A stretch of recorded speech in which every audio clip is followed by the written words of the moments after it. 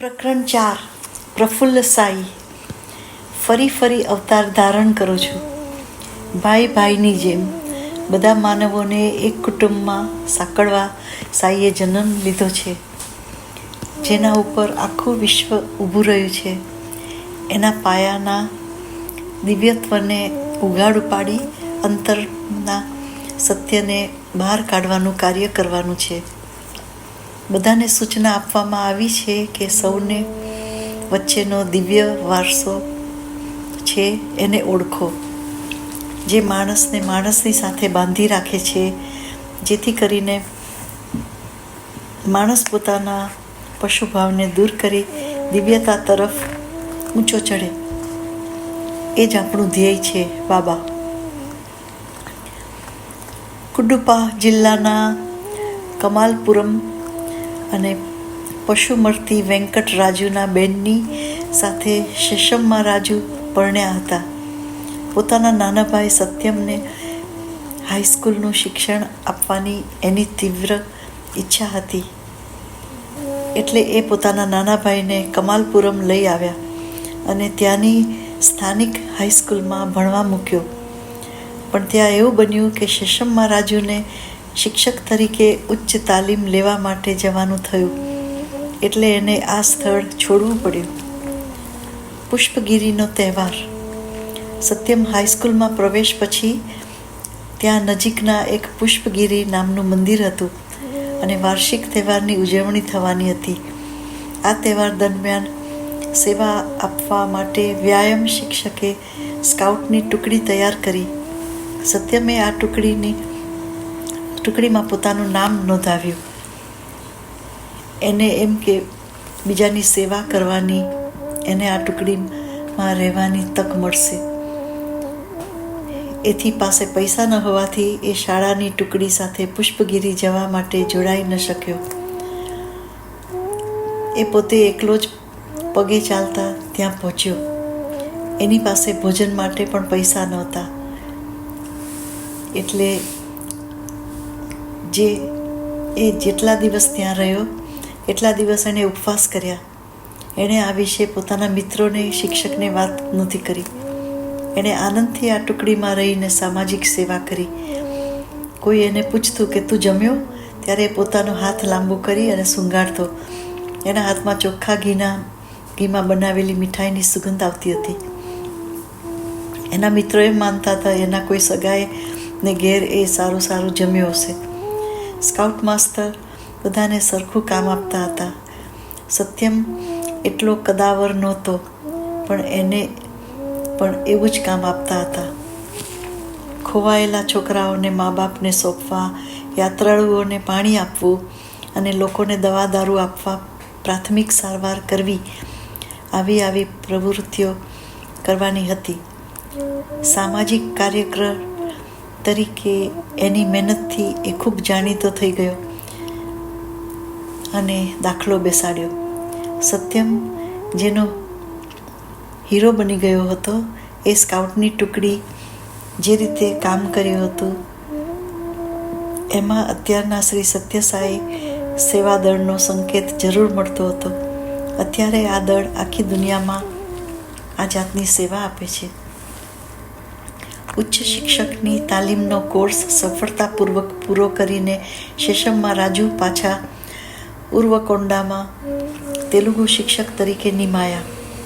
એના વર્ગના 2 બાળ કૃષ્ણ અને શ્રીરામની બાળપણની લીલા વિશે વાત કરતા હતા. પણ એમના ઘરમાં સાક્ષાત ભગવાન આવી લીલા કરતા હતા એ કોઈ સમજતા નહોતા. એને અને એના મા બાપને સત્યમની આ લીલાની કોઈને ખરાબ આત્મા, ભૂત પ્રેત એને નડે છે એમ માનતા હતા. શેષમ્મા રાજુ ચોક્કસ માનતા હતા કે એના નાના ભાઈને એને સોંપવામાં આવે તો એને લાકડીથી મારીને સીધો દોર કરી નાખે. ભારે હૃદયે ઈશ્વરમ્મા પોતાના વાલા પુત્રને ઉર્વકોંડા મોકલવા સંમત થયા. હું સર્વનો દાસ છું. ઉર્વકોંડાની હાઈસ્કૂલમાં સત્યને 8મા ધોરણમાં દાખલ કર્યો. એ પોતાના ભાઈ શેષમ્મા રાજુ સાથે રહેતો હતો. ઘરમાં નજીક પીવાનું પાણી નહોતું. ગામથી 1 માઇલ દૂર કૂવો હતો, ત્યાંથી ભરી લાવવું પડતું હતું. પાણીની રોજની જરૂરિયાત પૂરી કરવા સત્ય સવાર સાંજ રોજ 2-3 આટા કરી પાણી ભરી લાવતો હતો. એ કાવડની જેમ 2 મોટા વાસણોમાં પાણી લઈ આવતો. પાડોશી સત્યમના બીજાને મદદ કરવામાં સ્વભાવને ઓળખી ગયા. તેઓ પણ પ્યારથી થોડુંક પાણી એ લોકો માટે પણ લાવવા કહેતા. સત્યમ હસતા હસતા એમનું પણ પાણી લાવતો. રજા પડી. સત્યમ પુટપર્તી ગયો. ઈશ્વરમ્માએ એને તેલનું સ્નાન કરાવવા માટે બધી તૈયારી કરી રાખી હતી. એ જ્યારે એને તેલ લગાડવા ગયા ત્યારે ખભા પર પડેલી કાળી નિશાનીઓ જોઈ. એણે ચિંતાથી એ વિશે પૂછ્યું. ત્યારે હસતા હસતા સત્યમે કહ્યું કે કદાચ હું ભાઈના ઘરે પાણી ભરવા જતો હતો, એ એની નિશાની પડી ગઈ છે. ઈશ્વરમ્માની આંખ આંસુથી ઉભરાઈ ગઈ. પ્રેમાળ માતાએ તપાસ કરી એને શા માટે પાણી ભરવા જવું પડતું હતું. સત્યમે કહ્યું કે લોકો ગંદુ પાણી પી શકે, એના કરતાં પણ હું લોકોની સેવા કરવા માટે જ જન્મ્યો છું. એ સાચી વાત નથી? આ જવાબથી માને જરા પણ શાતા મળતી નહીં. એન મેરી મારવાહા નામે એક બેન ન્યૂ દિલ્હીની જર્મન એમ્બેસીમાં કામ કરતા હતા. એમને પણ ભગવાનના પ્રેમની મીઠાશનો અનુભવ થયો. પુટપર્તી આવ્યા ત્યારે એમણે સ્વામીને પૂછ્યું, સ્વામી, તમારા અવતારનું મુખ્ય ધ્યેય શું છે? હું કાંઈ સમજી શકતી નથી. ભગવાને મૃદુતાથી જવાબ આપ્યો, મારે તમને શું કહેવું? ટૂંકાણમાં કેવું હોય તો હું સર્વનો દાસ છું. આવા જવાબથી એમના મગજમાં તોફાન ઉઠ્યું. કરુણાના ઝંઝાવતમાં એ ધ્રુસકે રડી પડ્યા અને મોટેથી કહ્યું, સ્વામી, તમે આમ શા માટે કહો છો? સ્વામીએ સમજાવ્યું, વાલી બેન, એમાં તો કંઈ નથી. એ તો સરળ સત્ય છે. બધા મને કામ આપે છે. જે બધાનું કામ કરે છે એ બધાનો દાસ કહેવાય કે નહીં? ભગવાનના કાર્યો અને શબ્દો નાનપણમાં કે અત્યારના બધા સરખા જ બાળકો હતા ત્યારે એ પાણી લાવ્યા. આજે મોટા થાય છે ત્યારે પણ એ તાજું પીવાનું પાણી લાવે છે. ફેર એટલો જ કે આજે એ કાર્યને જુદું નામ આપવામાં આવ્યું છે. એ છે શ્રી સત્યસાઈ ડ્રિંકિંગ પ્રોજેક્ટ. પહેલાં પાડોશીઓ એ વિનંતી કરતા હતા, અમારે માટે થોડું પીવાનું પાણી લાવી આપીશ? આજે પાડોશના જિલ્લામાં લોકો પાણીના પ્રોજેક્ટ માટે વિનંતી કરે છે. બાબા, તમે અમને થોડુંક પીવાનું પાણી આપી શકશો? અસીમ પ્રેમ અને વાત્સલ્યથી બાબા જવાબ આપે છે, હા, ચોક્કસ. આમાંથી કેટલાકે ફક્ત પુટપર્તીનું નામ જ સાંભળ્યું હતું. ક્યાં આવ્યું છે એ પણ ખબર નહોતી. એ લોકો કોઈને પૂછી પછી પુટપર્તી આવે છે. દુઃખમાં હોય ત્યારે બાબા પાસે મહામહેનતે પણ આવે છે. બાબા એમની દિવ્ય માતા અને તારણહાર છે. કરુણા સાગર માતા જરૂરથી એમને મદદ કરે છે. મારા ગરીબ બાળકો માટે મિજબાની માગવા અહીં નથી આવ્યા. તેઓ પાણીના ઘૂંટ આપવા માટે પ્રાર્થના કરે છે અને એ જ વખતે માતા જેવા વાલથી એ કહે છે, જરૂર મળશે. આખી સરકાર કે પ્રજા ન કરી શકે એ સ્વામીએ એકલા હાથે કરી બતાવ્યું. એમના પોતાના બાળકોને એનો લાભ મળે છે.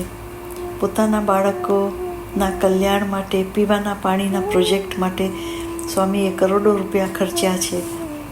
લોકો એમના ખૂબ આભારી છે અને પ્રેમનો બદલો ક્યારેય પણ વાળી શકાશે ખરો? અત્યારે 750 ગામડામાં એમણે 11 શહેરોમાં Shri Sathya Sai drinking water project આપવામાં આવ્યો છે. આ તો વિશ્વનું એક આશ્ચર્ય ગણાય છે. પાણી 2500 કિલોમીટરની પાઇપલાઇનથી વહે છે. આંધ્રપ્રદેશના રાયલસીમા પ્રદેશમાં કરોડો લોકોની તૃષાને શાંત કરે છે. લાંબી પાઇપના મીટરમાં શ્રી સત્યસાઈ બાબાનો પ્રેમ પ્રગટ થઈ રહ્યો છે. શબ્દો પ્રમાણે કાર્યો થાય છે. ઉર્વકોંડાના શાળાના દિવસોમાં સત્યમે માનવતાના મૂલ્યો વિશે એક નાટક લખ્યું હતું. એનું લાક્ષણિક નામ રાખવામાં આવ્યું હતું શબ્દો પ્રમાણે કર્મો થાય છે. આ નાટકના વિચારો વર્ષો પહેલાં લખાયા હતા. એ આજે પણ એટલા જ સાચા લાગે છે. નાટકના પહેલા દ્રશ્યમાં એક સ્ત્રી બીજી કેટલીક સ્ત્રી સમક્ષ ભાગવતના શ્લોકો વાંચે છે અને સમજાવે છે કે આ વ્યાખ્યાનમાં એ બેન શ્રોતા વર્ગને કહે છે કે તંદુરસ્ત ભિખારીઓને દાન ન આપો, દાન વિકલાંગોને આપો. પછી જ્યારે લોકો છૂટા પડે છે ત્યારે પેલા બેન પાસે એક અંધજન આવે છે અને મદદ માટે માગણી કરે છે. એ બેન ગુસ્સામાં એને કાઢી મૂકે છે. થોડી વાર પછી એક ખાસ વર્ણ પહેરે એવી નિશાની શરીર ઉપર કરીને ગાતો ગાતો કોઈ હરિદાસ દાન માગવા પેલા બેન પાસે આવે છે. એ ગીત સાથે એકાદ પ્રકારનું તાર વાદ્ય પણ વગાડતો હતો. પેલા બેન એને ચોખ્ખા જ તેમજ થોડીક રોકડ રકમ પણ આપે છે અને એને પગે લાગી આશીર્વાદ પણ માગે છે. એનો પુત્ર કૃષ્ણ આ બધાનો સાથી હતો. એ આથી દુઃખી થયો અને પૂછ્યું, વાલીમાં, તે તારા ધાર્મિક વ્યાખ્યાનમાં તારા મિત્રોને શું કહ્યું હતું અને હમણાં તે શું કર્યું? એ બેન એકદમ ક્રોધિત થઈ ગયા અને હાક પાડીને કહ્યું, ચૂપ. કંઈ પણ પોતે જેમ બોલે છે એમ કરે છે કે? બીજા દ્રશ્યમાં એ જ બાળક એના પિતાની ઓફિસમાં હોય છે. એના પિતાજી શિક્ષણના ફાયદા વિશે બોલતા હતા. એમાં એમણે કહ્યું કે ગમે તેવી મુશ્કેલી હોય તો પણ માણસે શિક્ષણ તો હોવું જ જોઈએ, લેવું જ જોઈએ. એક ઉઘાડી બારીમાંથી એક ગરીબ છોકરો બહાર ઊભો આ બધું સાંભળતો હતો. એ અંદર આવીને કહે છે, સર, તમારા જેવા ઉચ્ચ વિચાર ધરાવતા માણસો નાણાકીય સહાય કરે છે એ માટે હું આપનો આભારી છું. હું મારી શાળાની ફી કોઈ રીતે પણ આપું છું. આ વખતે મારે 1 રૂપિયો ખૂટ્યો છે. દયા કરી મને કેટલીક મદદ કરો. પેલા ભાઈએ કહ્યું કે હમણાં તો મારી પાસે એક પૈસો પણ નથી. આ જો મારું પાકીટ ખાલી છે. પેલો વિદ્યાર્થી નિરાશ થઈને ત્યાંથી ચાલ્યો ગયો. ત્યાર પછી એના સહકાર્યતાઓ કોઈ કાર્યક્રમ માટે ફંડ ઉઘરાવવા માટે એની પાસે આવ્યા. કોઈ ઓફિસરની નવી નિમણૂક થઈ હતી. એનું સ્વાગત કરવાનો કાર્યક્રમ હતો. એના મત પ્રમાણે આવા અગત્યના પ્રસંગો તો ધામધૂમથી ઉજવવા જ જોઈએ એમ કહીને 20 રૂપિયા પોતાના ફાળા તરીકે આપે છે. એમનો કૃષ્ણ મૂંગો આ બધું જોતો હતો. એણે પોતાના પિતાને પૂછ્યું, ડેડી, તમે શિક્ષણ વિશે બહુ સરસ બોલ્યા, પણ જ્યારે પેલા ગરીબ છોકરાએ 1 રૂપિયો માગ્યો એ તમે ન આપ્યો અને તરત જ તમે નકામા આડંબરી પ્રોગ્રામ માટે 20 રૂપિયા આપી દીધા, કેમ? એના પિતા એના પર ખૂબ ચીડાઈને કહે છે, શું બોલે છે? એ પ્રમાણે કરે છે ખરા? ચૂપ થા અને નિશાળે જા. ત્રીજા દ્રશ્યમાં કૃષ્ણ પોતાના વર્ગમાં બેઠો હતો. એકદમ ઉત્તેજનાપૂર્વક વર્ગ શિક્ષક આવે છે. શાળાના નિરીક્ષક આજે આવવાના છે. એણે વર્ગમાં કહ્યું, આપણે અત્યાર સુધી 23 પાઠો પૂરા કર્યા છે, પરંતુ તમને જ્યારે નિરીક્ષક પૂછે ત્યારે કહેજો 32 પાઠ થયા છે. હવે હું 33મો પાઠ તમને કરાવીશ.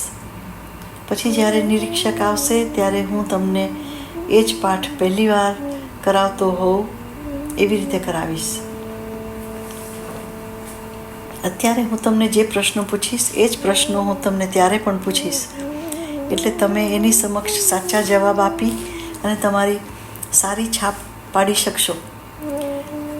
થોડા સમય પછી શિક્ષક એકલા બેઠા હતા ત્યારે કૃષ્ણ એની પાસે ગયો. સર, તમે જે હમણાં નવો પાઠ ભણાવ્યો એ સત્યવાદી હરિશ્ચંદ્રનો છે. એ તો ગમે તે પરિણામ આવે તો પણ સત્ય જ બોલવું એમ માનનારા હતા. આવા સરસ માણસો વિશે તમે અમને શીખવાડ્યું અને પછી અમને ખોટું બોલતા શીખવાડો છો, એ બરોબર છે? શિક્ષક ગુસ્સામાં ત્યાંથી ભાગી જતા કહે છે, એવું કોઈ હશે કે જે કહે છે એ પ્રમાણ કરે છે? ચોથા અને છેલ્લા દ્રશ્યમાં કૃષ્ણ પોતાની ચોપડી બાજુમાં મૂકી દે છે અને શાળાએ જવાની ના પાડે છે. મા બાપ અને શાળાએ જવા માટે સમજાવી શકતા નથી એટલે શિક્ષકને બોલાવે છે. ત્રણેય જણાની હાજરીમાં છોકરો કહે છે, અલબત્ત તમે મને સારું શીખવાડો છો, પણ એ પ્રમાણે તમે મને વર્તન કરવા દેતા નથી. તો પછી તમારા આવા પાઠો ભણવાનો અર્થ શું? મારે એ નથી શીખવા. વડીલો મંત્રમુગ્ધ થઈ ગયા. એમને મુખ્ય મુદ્દો સમજી લીધો અને પશ્ચાતાપ વ્યક્ત કર્યો. સત્યમ જ્યારે 12 વર્ષનો હતો ત્યારે એણે નાટક લખ્યું હતું. એનો આ સાર છે. જ્યારે એ નાટક ભજવાયું ત્યારે કૃષ્ણનું પાત્ર લીધું હતું અને પોતાના પાત્ર દ્વારા સમજાયું કે દંભ અને ડોળને દબાવી જ નાખવા જોઈએ. બધાએ પોતે કહે છે એ પ્રમાણે વર્તન કરવું જોઈએ. એ દિવસથી આજ સુધી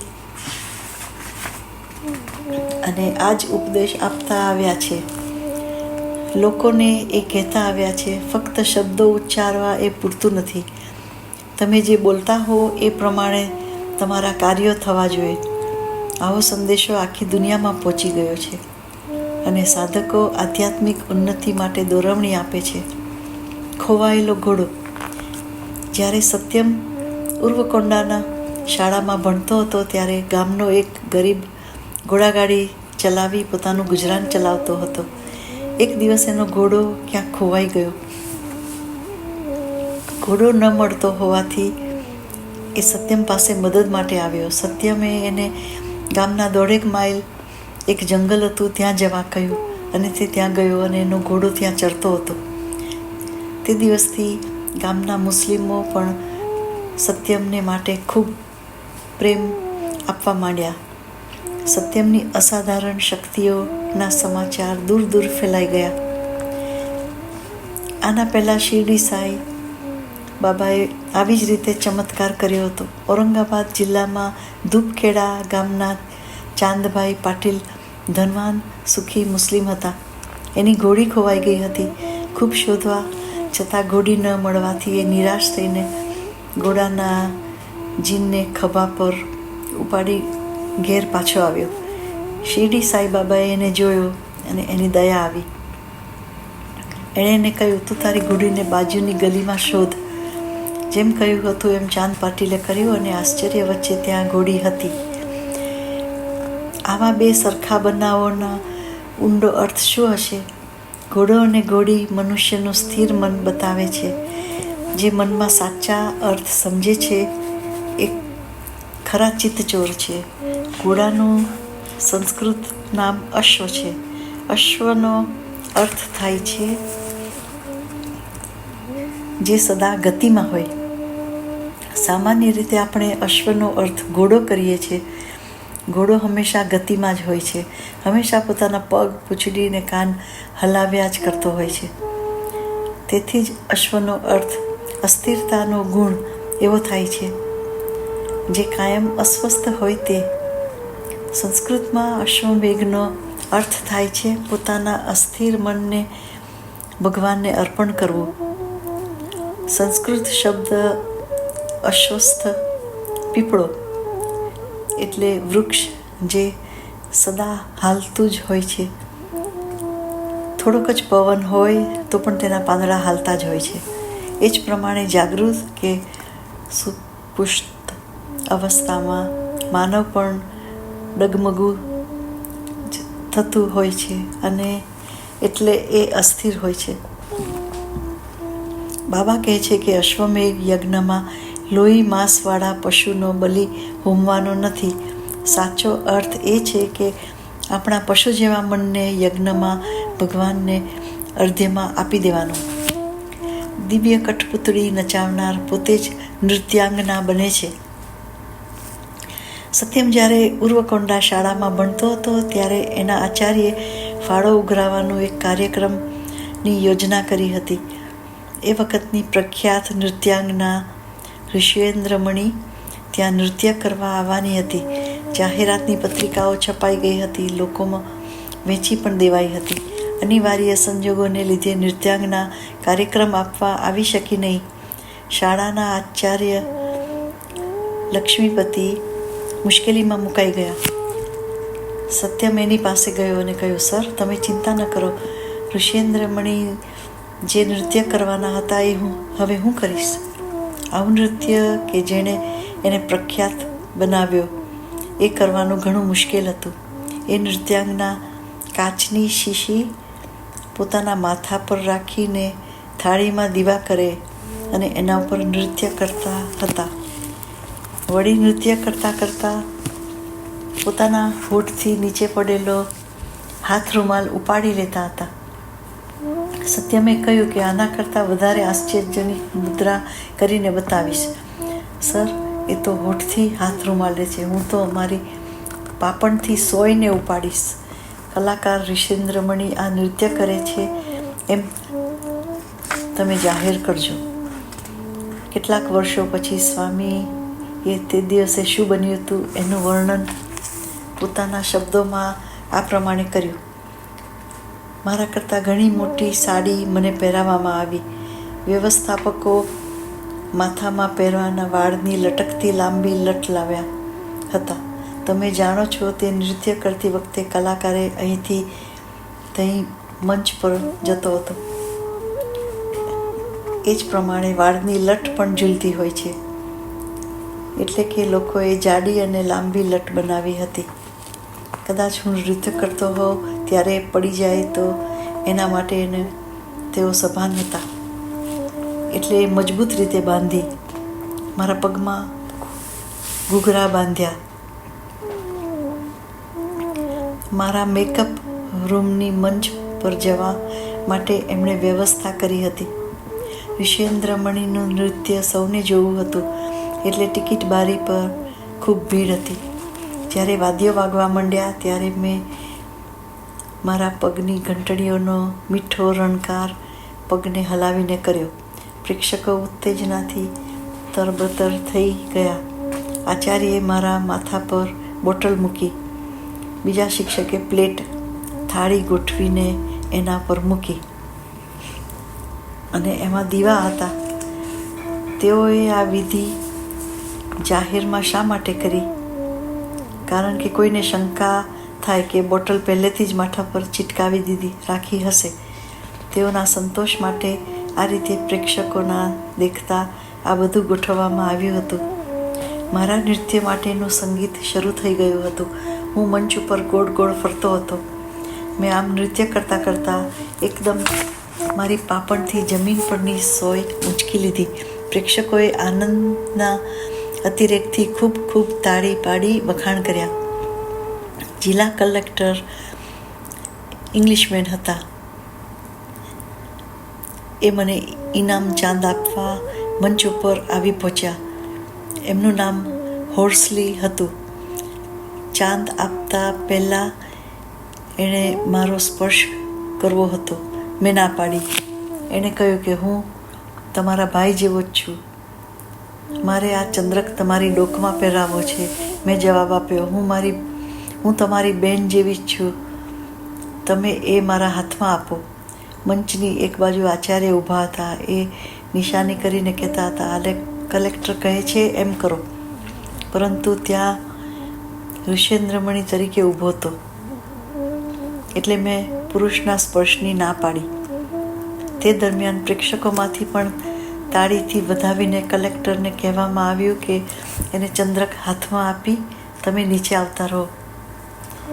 એમણે મને હાથમાં આપી દીધો અને નિરાશ થઈ જતા રહ્યા. એ દિવસોમાં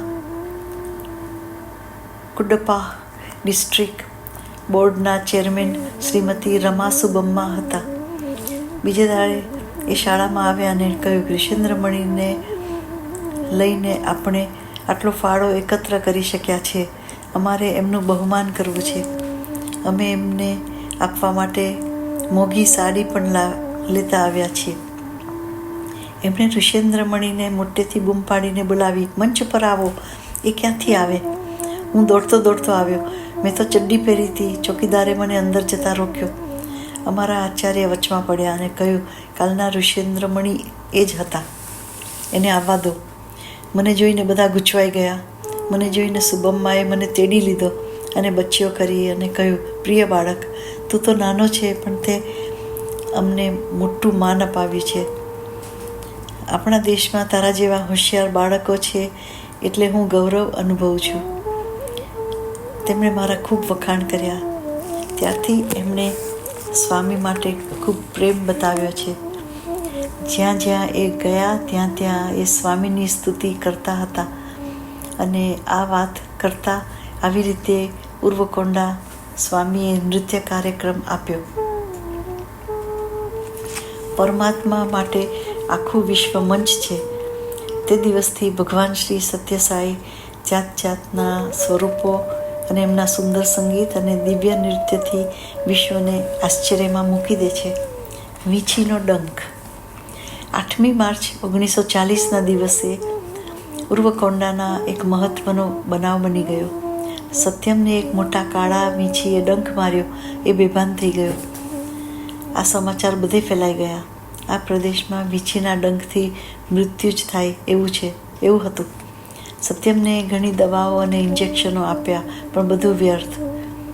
2 દિવસ પછી એ ભાનમાં આવ્યો અને પોતાના મેળે ઊભો થઈને ફરવા માંડ્યો. પરંતુ એનામાં શારીરિક અને માનસિક પરિવર્તન આવી ગયું હતું. એનામાં સૂતેલી આધ્યાત્મિકતા એકદમ જાગી ઉઠી. પરમાત્માનું તેજ અંધારા પછી જ આવે છે. શિરડીના ભગવાન પોતાના આધ્યાત્મિક શક્તિને આ બાળક દ્વારા ખુલ્લી મૂકવાના હતા. એનું આરોપણ આ બાળકમાં કરતા હતા. સત્યમ ઘણી વખત વિચારોમાં ખોવાઈ જતો હતો. સંસ્કૃત શ્લોકો બોલવા માંડતો, ગીતો ગાતો હતો અને ધાર્મિક પ્રવચનો પણ આપતો હતો. એનું વર્તન વિચિત્ર અને ન માની શકાય એવું થવા માંડ્યું હતું. શેષમમાં રાજુ અને એના મા બાપ આથી બહુ જ મૂંઝવણમાં મુકાઈ ગયા હતા. વર્ષો પછી કોઈએ બાબાની હાજરીમાં પ્રવચન આપ્યું. એણે કહ્યું કે સ્વામીએ ને વીંછીએ ડંખ માર્યો હતો એટલે જ તે દિવસથી એનામાં આધ્યાત્મિક શક્તિ જાગવા માંડી. એના પછી બાબા બોલ્યા, મારી પહેલાં જે ભાઈ બોલ્યા કે વીંછીના ડંખથી બાબામાં આધ્યાત્મિક શક્તિ પાંગરી, તો એમને 1000 વીંછી કરડાવો. મારી આધ્યાત્મિક શક્તિ એમને મળે છે કે નહીં એ જોવા દો. વીંછીનો ડંખ બનાવ એ ફક્ત સ્વામીના જીવનના પરિવર્તનના ચિહ્ન સ્વરૂપ જેવું હતું. એમાં કાંઈ શંકા નથી. અને દૈવી શક્તિનું એ કારણ ન હોઈ શકે. એમની દિવ્યતાના બહાર પાડવા માટે એ સંકલ્પ માત્ર હતો. જ્ઞાન પ્રદાતા. પાછા આપણે ઉર્વકોંડામાં બનેલા બનાવો જોઈએ. એક દિવસ સત્યમ પોતામાં ખોવાઈ ગયો. સહસા એણે આજુબાજુમાં રહેતા નારાયણ શાસ્ત્રી ભાગવતના શ્લોક ગાય છે, પણ એ ખોટા શ્લોકો ગાય છે. એમને અહીં બોલાવો. કેટલાક લોકો આ વિદ્વાન પાસે ગયા અને સત્યમ પાસે આવવા વિનંતી કરી.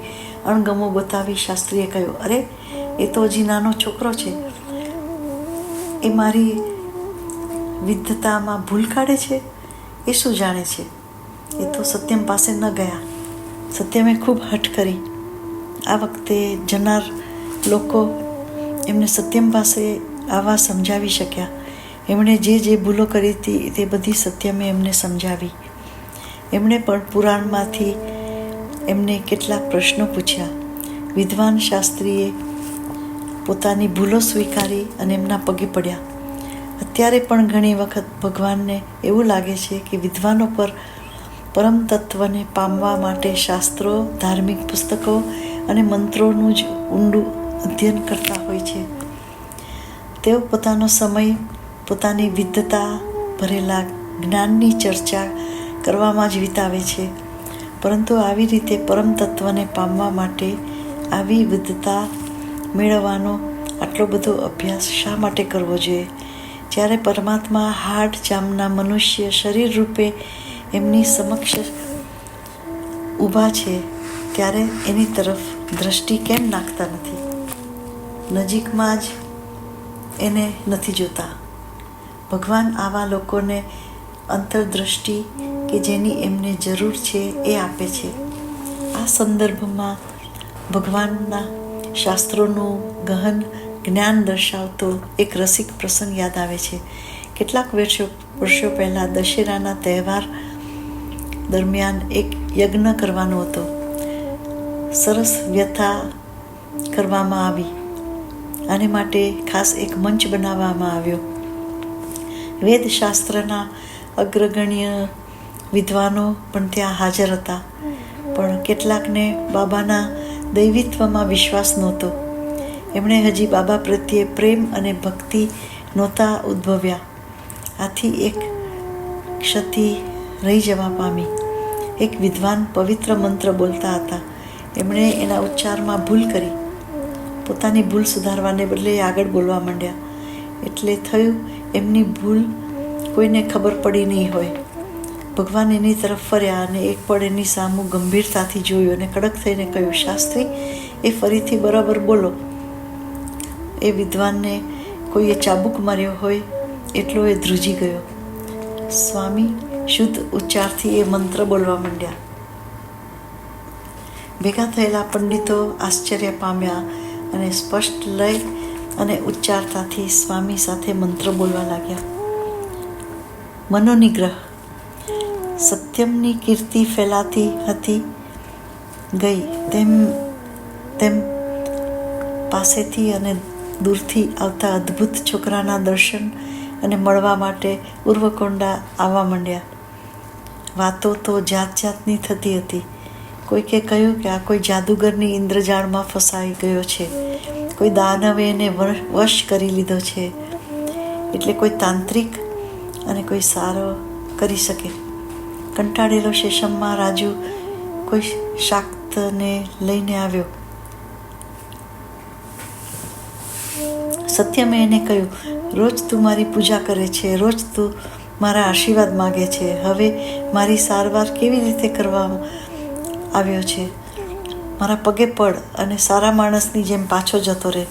બિચારો એ માણસ ડરી ગયો અને સત્યમના પગે પડી ચાલ્યો ગયો. સત્યમના મા બાપ અને ઉર્વકોંડાથી પાછો પુટ્ટુપડથી લઈ આવ્યા. બેલેરી ધર્માવરમના સારામાં સારા ડૉક્ટરને એને બતાવ્યું. કોઈ એની સમસ્યાનો ઉકેલ લાવી શક્યા નહીં. ક્યારેક એ એકદમ રાડ પાડી ઉઠતો.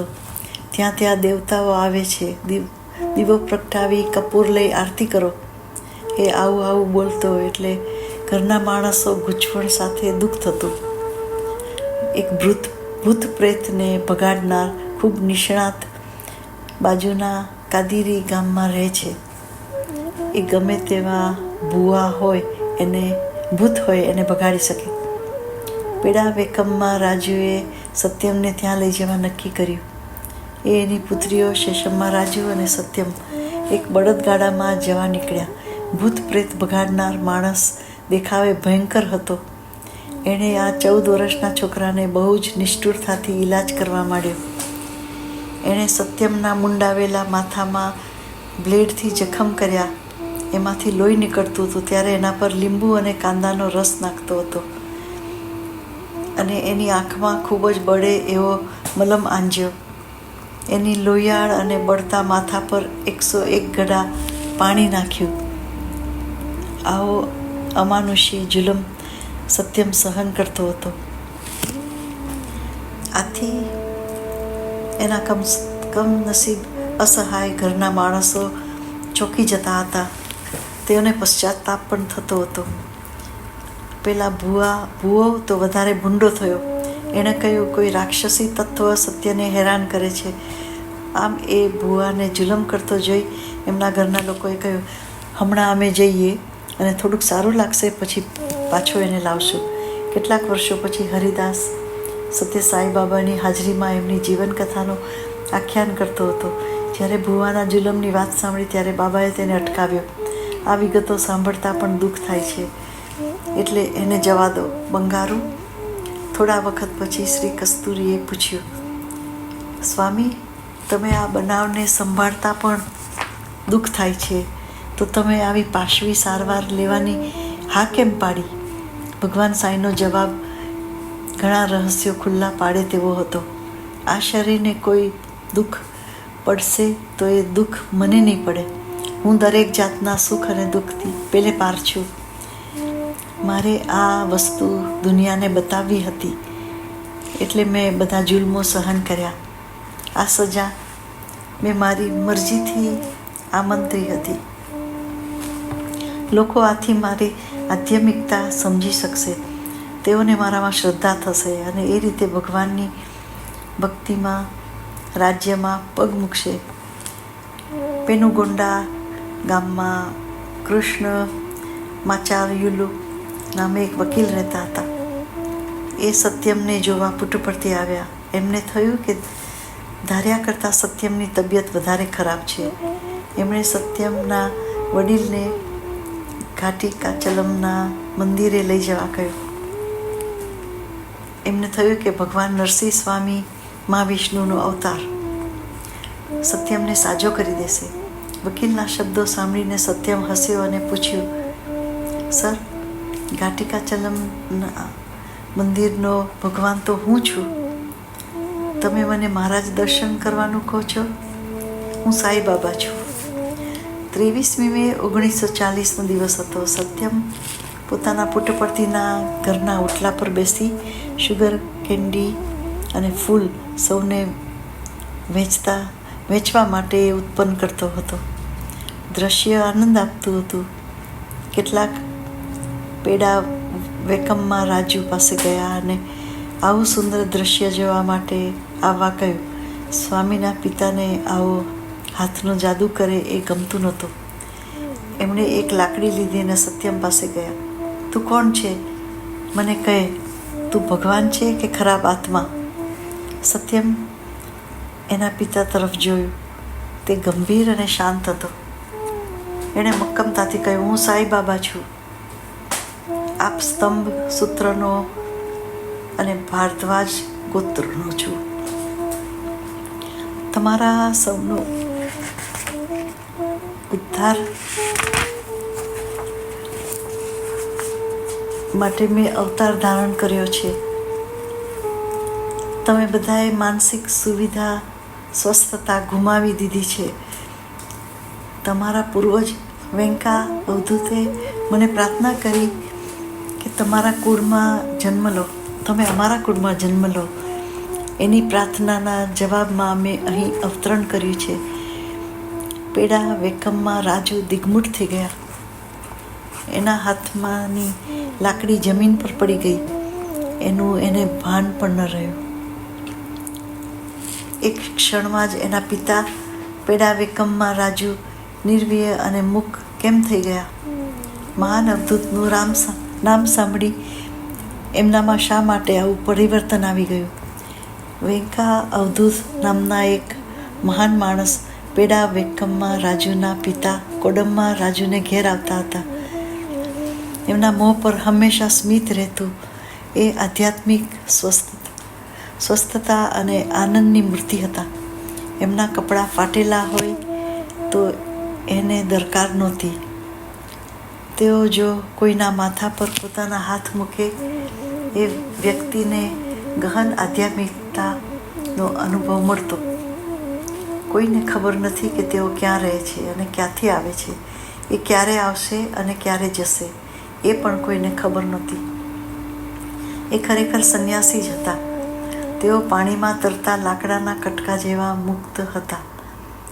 આવી સાક્ષાત્કાર પામેલ ખાનદાન વ્યક્તિ કે જેણે ત્યાગના પરમપદને પ્રાપ્ત કર્યું હોય તેવી વ્યક્તિઓ અવધૂત તરીકે ઓળખાતી હતી.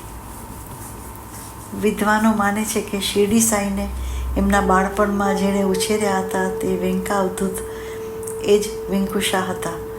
અવધૂત કોડમમાં રાજુને ઘેર ઘણી વખત આવતા અને બંને જણા આધ્યાત્મિક વિષય પર ચર્ચા કરતા. એક દિવસ તેઓ કેળના વનમાં બેસી ચર્ચા કરતા હતા. સહસા વેંકા અદ્ભુત મૂંગા થઈ ગયા. કોડમમાં રાજુએ તપાસ કરી કે આ કેમ બોલતા બંધ થઈ ગયા. જવાબ આપ્યો, કોડમમાં રાજુ, પૃથ્વી પર માતા રડે છે, તું એમના ડુસકા નથી સાંભળતો? કોડમમાં રાજુ માની ન શકતા હોય એમ ઊભા રહ્યા. વેંકા અવધૂત આગળ બોલીએ જ જતા હતા. થોડા જ વખતમાં પરમાત્મા મનુષ્ય રૂપે પૃથ્વી પર અવતાર લેશે. હું એનો આ અવતાર જોવાને ભાગ્યશાળી થવાનો. એમણે 2 વખત આ શબ્દો ઉચ્ચાર્યા. એણે કોડમમાં રાજુને કહ્યું કે તું તારા પોતાના ઉપર હાથ મૂકીને કહે, આવા અસાધારણ ભવિષ્ય કથનને એ માને છે? થોડા સમય પછી વેંકા અવધૂતે આ દેહ છોડી દીધો.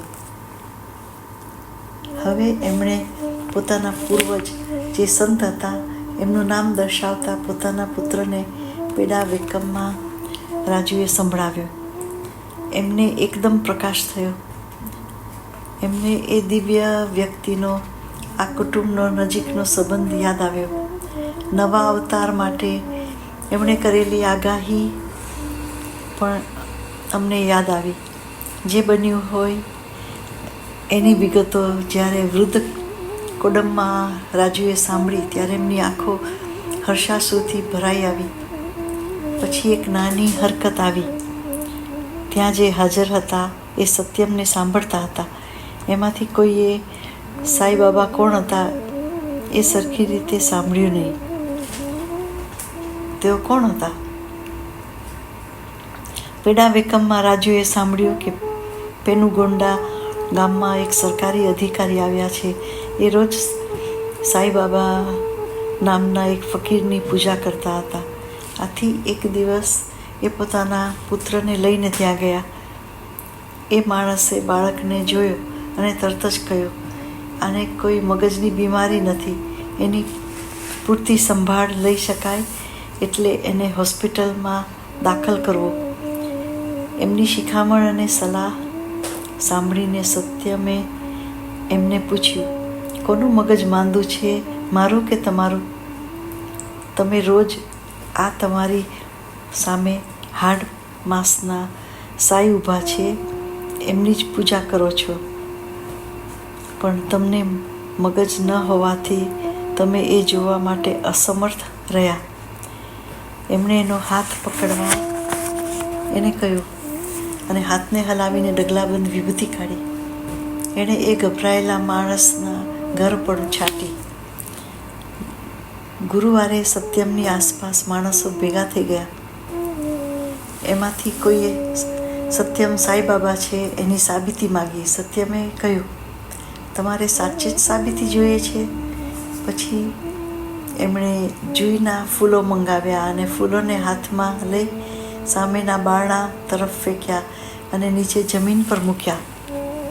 બધાને આશ્ચર્ય વચ્ચે ફૂલોમાંથી અને એમને એમ જ સાંઈબાબા એમ લખાઈ ગયું. બધી શંકાઓ નામશેષ થઈ ગઈ. મહાઘોષણા. એ સોમવાર 20 ઓક્ટોબર 1940નો દિવસ હતો. સત્યમનો શાળાનો અટકેલો અભ્યાસ ચાલુ કરવા એ હવે પાછો ઉર્વકોંડા ગયો. સહસા એ પાછો ઘેર આવી ગયો. ચોપડા ફેંકી દીધા અને મોટેથી બોલવા માંડ્યો, હું હવે તમારો કોઈ સગો નથી. માયા મને છોડીને ચાલી ગઈ છે. મારા ભક્તો મને બોલાવે છે. આવા મોટા અવાજે એને બોલતો સાંભળીને એની ભાભીએ રસોડાની બારીમાંથી બહાર જોયું. એણે સત્યમના ચહેરા પર આસપાસ ખૂબ પ્રકાશમાન તેવું વર્તુળ જોયું. સત્યમે ભાભીને કહ્યું, હું જાઉં છું. મેં જેને માટે અવતાર ધારણ કર્યો છે એ કામ શરૂ કરવાનો સમય આવી ગયો છે. એ જ્યારે આમ બોલતો હતો ત્યાં જ એના ભાઈ શેષમ્મા રાજુ અને પડોશી નારાયણ શાસ્ત્રી ત્યાં આવી પહોંચ્યા. સત્યમ આસપાસમાં સુંદર તેજ વર્તુળ જોઈને શાસ્ત્રી એમને પગે પડ્યા. શીશમમાં રાજુ સ્થિર અને અવાક થઈ ગયા. આવા સુંદર તેજો વર્તુળથી ભવ્ય દેખાતો સત્યમ આંજનેયનુલુ, જે આબકારી જકાતના ઇન્સ્પેક્ટર હતા, એમની માલિકીનો એક બાગ નજીકમાં હતો. ત્યાં ચાલ્યો ગયો. ત્યાં એક લાકડા પર બેસી ગયો. કેટલાક આતુર ભક્તો એની આસપાસ બેસી ગયા. સત્યમ ભજન ગાવા માંડ્યો. એ વખતે એણે જે ભજન ગાયું તે આખી દુનિયામાં ગવાય છે. માનસ ભજરી ગુરુ ચરણમ દુસ્તર ભવ સાગર તરણમ. પહેલાં તમે સમજો કે તમે ભવસાગરમાં પડ્યા છો, પછી એને તરી જવાનું નક્કી કરો. કોઈ ગુરુ કે કોઈ નામ, કોઈ ઈશ્વરનું સ્વરૂપ નક્કી કરો જે તમને ગમતું હોય તે. પછી એમનો મહિમા ગાઓ, ભજન કરો. જે કરો તે તમારા મનથી અને ધ્યાનથી કરજો. ગુરુના ચરણ કમળમાં સ્તુતિ માટે તમે હૃદયપૂર્વક ગાઓ. આ તમને જન્મ મરણના ફેરાને ઓળંગવામાં મદદરૂપ થશે. ભક્તો એમની સાથે ગાતા હતા અને પોતાને ભૂલી જતા હતા. કેટલાકે અગરબત્તી સળગાવી, બીજાએ સત્યમને ફૂલનો હાર પહેરાવ્યો. ત્યાં એક ફોટોગ્રાફર પણ આવી ગયો અને એનો ફોટો પાડ્યો. એનો ફોટો લેવામાં આવ્યો ત્યારે એક પથ્થર કેમેરામેનને ઉપાડી લેવો હતો. સત્યમે કહ્યું, એ ભલે રહ્યો, તમે તમારે ફોટો પાડો. પછી જ્યારે ફિલ્મ ધોવાઈને આવી ગઈ ત્યારે સૌના આશ્ચર્ય વચ્ચે પેલો નાનકડો પથ્થર શિરડી સાંઈબાબાના સ્વરૂપમાં ફોટામાં આવી ગયો હતો. પ્રાચીન પ્રબંધ ગ્રંથોમાં ભગવાન સત્ય સાંઈબાબાના ઉલ્લેખો. ભારતમાં એસ્ટ્રોલોજીકલ રિસર્ચ સોસાયટીના સભ્ય શ્રી ડૉક્ટર EVV શાસ્ત્રીએ કેટલાક નાડી ગ્રંથોનો અભ્યાસ કર્યો હતો. આ નાડી ગ્રંથો 1000 વર્ષ પહેલાં જુદા જુદા ઋષિ મુનિઓએ લખ્યા છે. એમાં ડૉક્ટર EVV શાસ્ત્રીને સત્ય સાંઈબાબા વિશે ચોંકાવનારા ઉલ્લેખો મળ્યા છે. એમાંના થોડાક ઉતારા અહીં આપ્યા છે.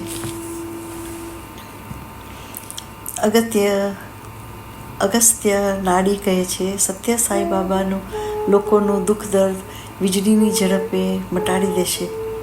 એની ઈચ્છાથી જ એ આરોગ્ય આપી શકશે.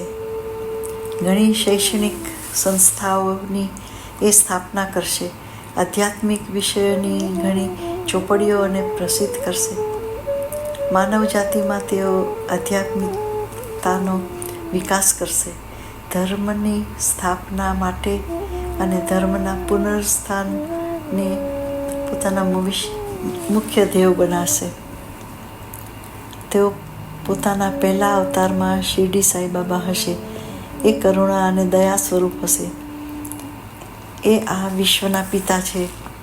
ભગવાનના કરુણા સ્વરૂપ અવતાર હશે. તેઓ ગુરુ, રક્ષક અને જગત પિતા છે. બુદ્ધ નાડી લખે છે, બાબા હંમેશા આનંદમય હશે. શુક્ર નાડી કહે છે, એના નિવાસ સ્થાનને પ્રશાંતિ નિલયમ કહેવામાં આવશે. સત્ય, ધર્મ, શાંતિ, પ્રેમ ઉપર ભાર મૂકીને તેઓ આખી દુનિયામાં શાંતિ સ્થાપશે. માણસ જાતિની સેવા કરવામાં એને આનંદ આવશે. એનામાં બધી સિદ્ધિઓ અને શક્તિઓ હશે. આવા દિવ્ય તત્વવાળી વ્યક્તિ પહેલાં શિરડીવાસી હશે. તેઓ સંકલ્પ સિદ્ધ છે. જે ઈચ્છા કરે તે બને છે. તેઓ સદા નિર્વિકલ્પ સમાધિના સ્થિતિમાં હશે. તેઓ સાક્ષાત ભગવાન છે. માનવ જાતિની સેવા કરવામાં એમને ખૂબ આનંદ આવશે. શ્રી ચિન્નાદુરાઈએ બ્રહ્મનાડી વિશે તપાસ કરી અને એમાં પણ એમને સત્ય સાંઈનો ઉલ્લેખ મળ્યો. એના જીવનમાં ગુરુવાર પવિત્ર વાર ગણાશે. તેઓ એ પ્રમાણે રહેશે અને કર્મ કરશે. તેઓ સૌને એવો ભ્રમ કરાવશે કે પુટ્ટપર્તીમાં કોઈ સામાન્ય માણસ રહે છે, તેનું નારાયણ નામ હશે, એ શિવ શક્તિનો અવતાર હશે અને શિરડી સાંઈનો ફરીથી થયેલો અવતાર હશે. ચિત્રાવતી નદીના શાંત વાતાવરણમાં જન્મ લેશે અને પરમાત્મા સ્વરૂપ હશે. પલાણીના સુબ્રમણ્યમ સ્વામીના મંદિરમાં ખૂબ જ સાચવી રખાયેલી નાડીમાં લખ્યું છે, તામિલ, કેરાલા અને કર્ણાટકની વીંટી લેવાયેલા આંધ્રપ્રદેશમાં ચિત્રાવતી નદીને કિનારે ભગવાન તેમનો અવતાર ધારણ કરશે. એનું નામ સત્યનારાયણ હશે. એ મહાન યોગી છે, પરમ યોગી, પણ ક્યારેય ઊંઘતા નથી. મહર્ષિ પારાશરે લખેલા પદ્મ પુરાણમાં લખ્યું છે, પડતી નામના ગામમાં સત્યમ નામનો એક માણસ જન્મ લેશે. એની ઊંચાઈ 5 ફૂટ 3 ઇંચ હશે અને શક્તિશાળી લોહચુંબકની જેમ આખી દુનિયાના માણસોને પોતાના તરફ આકર્ષશે. બાબાએ પોતે ભક્તોને કહ્યું હતું કે પદ્મ પુરાણનું ભાષાંતર ઇંગ્લિશમાં વિલ્સન નામના અંગ્રેજે કર્યું છે. બાબાએ પણ કહ્યું છે કે જૈમિની ભારતમની પૂરેપૂરી લખેલી પ્રતમાં સત્ય સાંઈ બાબાનો સ્પષ્ટ ઉલ્લેખ કરવામાં આવ્યો છે. આ પ્રત ઉચ્ચ કક્ષાના આધ્યાત્મિક માણસો પાસે છે. વિષ્ણુ પુરાણમાં લખ્યું છે કે સત્યયુગની સ્થાપના કરવા આ માણસ અમાનુષીય શક્તિ બનશે. એના માતા પિતા વિષ્ણુ ભક્ત હશે અને ગામડામાં રહેતા હશે અને શ્રી કૃષ્ણ ભગવાનની ગોવાળની સ્વરૂપમાં ભક્તિ કરતા હશે. શ્રી અરવિંદ મહાન યોગી હતા અને મહર્ષિ પણ હતા. તેઓ તીવ્ર આધ્યાત્મિક સાધનામાં ડૂબેલા હતા. એમના આશ્રમ પોંડિચેરીમાં તેઓ 1923થી 1924 વચ્ચે ભગવાનને પ્રાર્થના કરતા હતા કે હવે આધ્યાત્મિક ઉત્થાન માટે આ દુનિયામાં ભગવાને જન્મ લેવાનો સમય આવી ગયો છે. 24 નવેમ્બર 1926ના દિને એ પોતાની સમાધિમાંથી એકદમ જાગી જશે અને જાગી ગયા અને જાહેર કર્યું, ગઈકાલે આ દુનિયામાં પોતાની દિવ્ય અસીમ શક્તિ સાથે ભગવાને જન્મ લીધો છે. એ મનુષ્યને ઉચ્ચ ધ્યેય તરફ દોરી જશે. દરેકના હૃદયમાં તેઓ આધ્યાત્મિક દીપ પ્રગટાવશે. માનવ જાતિમાં એમનો દેવતાઈ અવાજ ગુંજી ઉઠશે. શ્રી અરવિંદ જે અવતારની તારીખ બતાવી છે એથી એમ લાગે છે કે સત્ય સાંઈનો જ નિર્દેશ કરે છે. મહમ્મદના મૃત્યુની 7 સદી પછી એમના પ્રવચનો 25 ગ્રંથમાં છપાયા હતા. એ ગ્રંથોના સમૂહને પ્રકાશનો દરિયો કહેવામાં આવે છે. આ બધા ગ્રંથોમાં અને લાક્ષણિકતા સાથે ભગવાનના જન્મ વિશે લખ્યું છે. તેમ આ લખ્યું છે, માથા પર બહુ જાડા વાળ હશે, એનું કપાળ પહોળું હશે, ગાલ ઉપર લાખું કે મસો હશે, એનો ચહેરો હંમેશા ક્લીન શેવ કર્યો હોય એવો હશે. એ 2 જ કપડાં પહેરે છે. એના કપડાં લાલ રંગના હોય છે. એના ચહેરાના રંગ ક્યારેક તાંબા જેવો, ક્યારેક સોના જેવો દેખાતો હશે, ક્યારેક બ્રાઉન કે ક્યારેક ચંદ્ર જેવો દેખાતો હશે. એનું કદ નાનું હશે. એના પગ સ્ત્રી જેવા કોમળ હશે. જન્મથી જેને દરેક જાતનું જ્ઞાન હશે. આખી દુનિયામાં ધર્મો અને ઉપદેશ એના મગજમાં હશે. માણસ ભગવાન પાસે જે માગે એ તેઓ આપી શકશે. આખા જગતનું ધન એના ચરણોમાં પડેલું હશે. એ પોતાના ભક્તો સાથે ફરશે. એના મસ્તકનો સ્પર્શ પોતાના હાથથી થશે અને સામે જ પોતાની દ્રષ્ટિ ઠેરવશે અને પરમાનંદનો અનુભવ થશે. એ ટેકરી પર વાસ કરશે અને 95 વર્ષ જીવશે. એ દુનિયામાં શાંતિ પ્રસરાવશે. આ વિશ્વના ભગવાન પોતાના શરીર અને મુખમાંથી પોતાના સ્વરૂપને ઉપજાવશે. આવા જ કંઈ 27 ઉલ્લેખો કરવામાં આવ્યા છે. સ્પષ્ટ અને અચૂક રીતે ભગવાન શ્રી સત્ય સાંઈ બાબાનો જ નિર્દેશ કરે છે. નોસ્ત્રાદામસ ફ્રેન્ચ જ્યોતિષ 16મા સૌકામાં થઈ ગયા છે. એમણે એક પુસ્તક લખ્યું હતું, એનું નામ છે સેન્ચ્યુરીઝ.